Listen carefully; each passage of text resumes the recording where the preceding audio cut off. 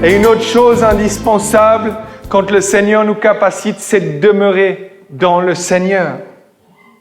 Éphésiens chapitre 4, verset 30 nous dit « N'attristez pas le Saint-Esprit de Dieu par lequel vous avez été scellés pour le jour de la rédemption. » Amen. Quand on lit tout le contexte autour de ce passage, on voit que c'est notre manière de vivre compte pour le Seigneur.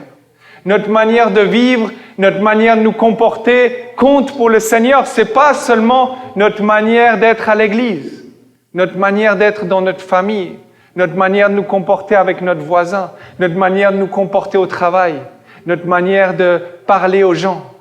Cela peut attrister le Saint-Esprit quand on commence à pécher volontairement, quand on commence à avoir une vie désordonnée.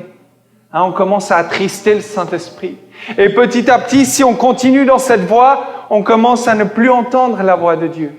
On commence à avoir une conscience cautérisée. Et même si le Seigneur veut nous parler, on n'entend plus rien parce qu'on a continué à attrister le Saint-Esprit.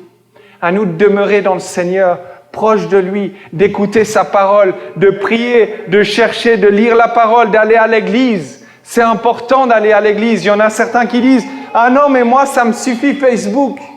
Moi, ça me suffit de regarder par Facebook. » Ça suffit pas. Ça suffira jamais.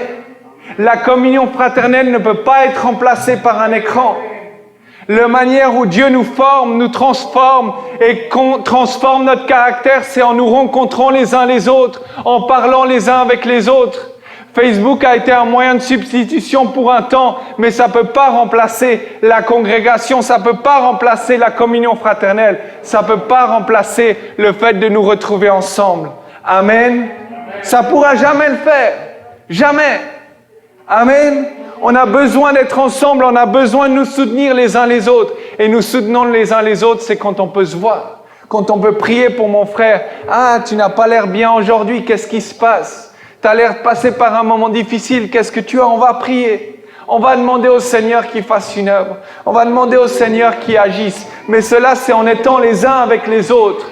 On a besoin les uns avec les autres. On est un corps. Et le corps a besoin de chaque membre.